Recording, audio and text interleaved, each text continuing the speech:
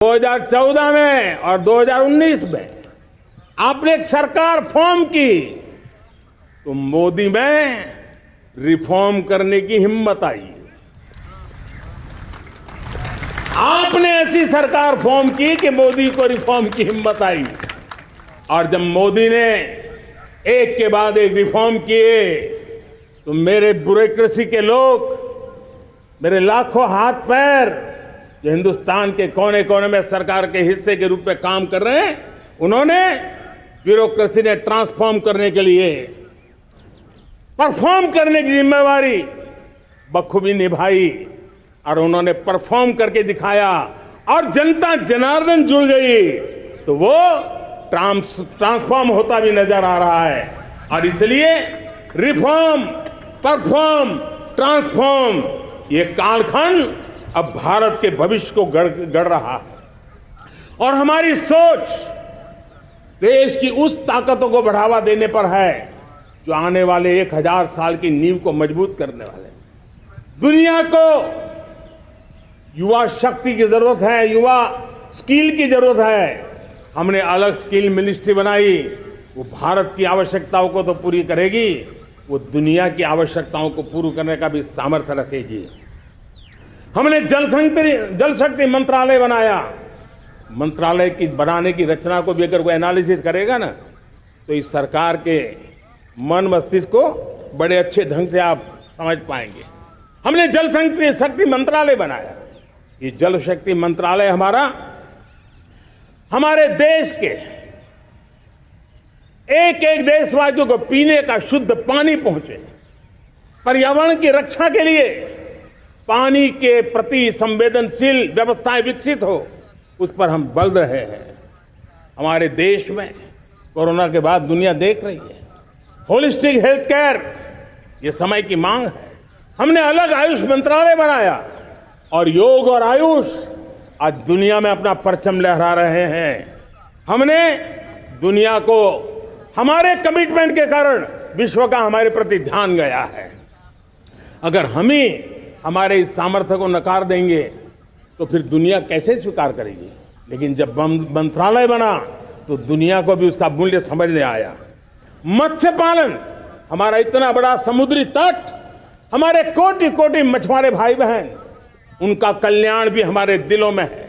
और इसलिए हमने अलग से मत्स्य पालन को लेकर के, पशुपालन को लेकर के, डेयरी को लेकर के अलग मंत्रालय की रचना की ताकि समाज के जिस वर्ग के लोग पीछे रह गए उनको हम साथ लें।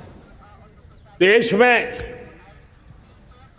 सरकारी अर्थव्यवस्था के हिस्से होते हैं, लेकिन समाज की अर्थव्यवस्था का एक बड़ा हिस्सा है कोऑपरेटिव मूवमेंट।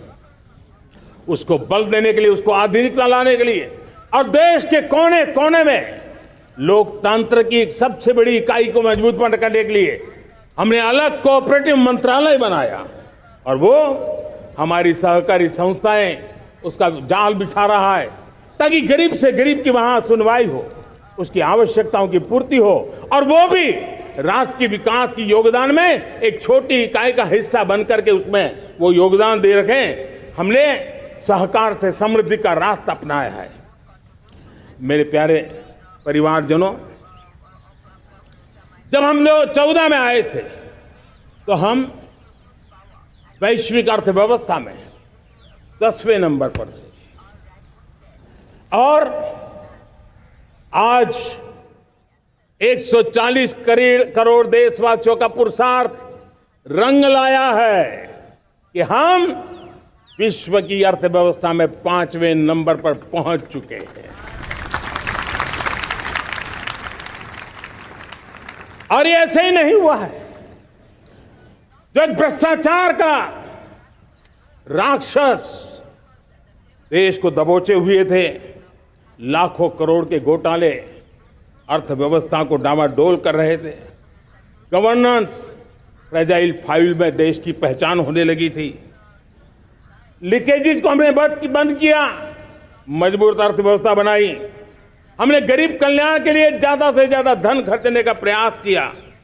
और आज मैं देशवासियों को बताना चाहता हूं कि जब देश आर्थिक रूप से समृद्ध होता है, तो सिर्फ तिजोरी नहीं बढ़ती है, देश का सामर्थ्य बढ़ता है, देशवासियों का सामर्थ्य बढ़ता है। और तिजोरी का पाई पाई अगर ईमानदारी से जनता जनार्दन के लिए खर्च करने का संकल्प लेने वाली सरकार हो तो परिणाम कैसा आता है।